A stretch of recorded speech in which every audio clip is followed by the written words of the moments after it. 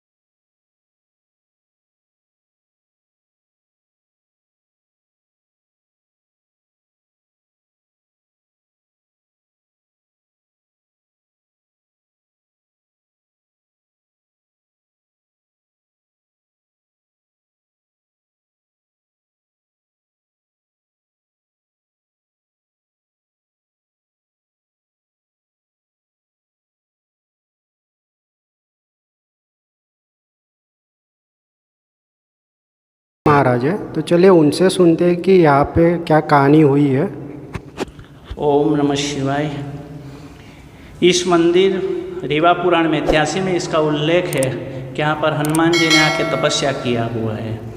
तो जब मतलब में राम जी का राज्याभिषेक होता है उसके बाद में हनुमान जी दर्शन के लिए शिव जी के जाते हैं तो नंदी उनको रोकते हैं कि आप बोले दर्शन नहीं कर सकते। तो हनुमान जी बोल रहे हैं कि नंदी जी को, प्रभु ये मैं क्यों नहीं जा सकता। तो बोले कि आपको ब्रह्म हत्या का पाप लगा हुआ है।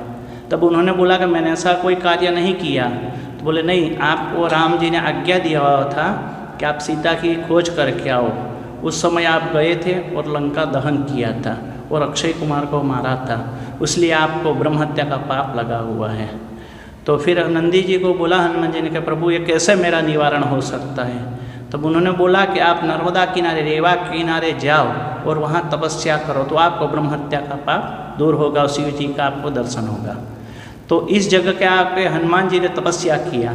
उस समय इस जंगल का नाम कपिसीतापुर नाम का जंगल था और यहाँ पर आके हनुमान जी ने तपस्या किया। और जब हनुमान जी की तपस्या शिव जी प्रसन्न हुए, ये स्वयंभू लिंग है जिसे हनुमान जी को दर्शन दिया और जब दर्शन मिलने से ब्रह्म हत्या का पाप दूर हुआ और इसलिए हनुमानतेश्वर इस जगह का नाम हनुमान जी के ईश्वर हनुमानतेश्वर नाम पड़ा।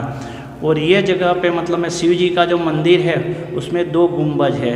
उसमें जो शिव जी का मंदिर है उसमें शिव यंत्र स्थापित किया गया है और बाहर जहाँ पर नंदी भगवान और जो गणेश जी महाराज विराजमान है वहाँ पर श्री यंत्र से इसका पूरा बना हुआ है मंदिर।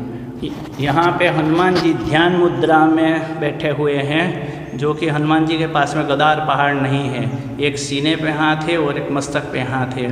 और यहाँ पर शिव जी जो शिव जी जब प्रसन्न हुए उसके लिए हनुमानतेश्वर इसका नाम पड़ा हुआ। यहाँ पर बहुत ऋषि मुनियों ने भी तपस्या किया हुआ है और उन्होंने यहाँ मोक्ष की प्राप्ति किया हुआ है। अस्तु। यहाँ हनुमानतेश्वर घाट में मुरली संगम तीर्थ भी कहा जाता है। द्वापर में यहाँ पर मोर और मोरनी निवास करते थे। तो कुछ हिंसक लोगों ने उनका शिकार कर लिया और जो कुछ भक्षण करना था वो करके बाकी का वहाँ रहने दिया। जब सुबह होने पर यहाँ से एक पक्षी उस अस्थि का टुकड़ा लेके और उत्तर दिशा की तरफ प्रयाण किया।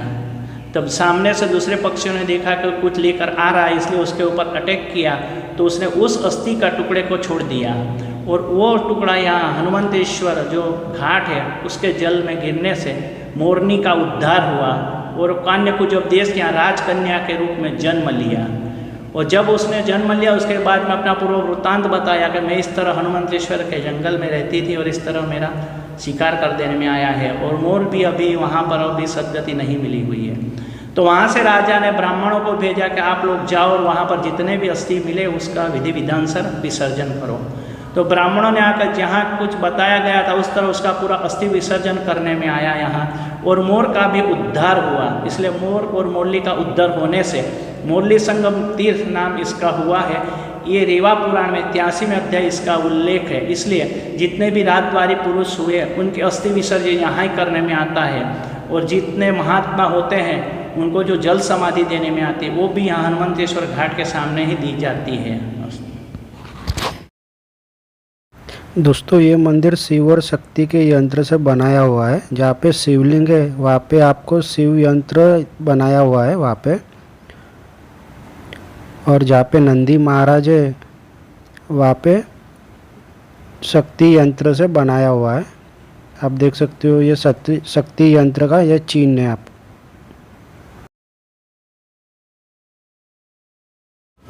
तो यहाँ पे शिव जी का मंदिर है जहाँ पे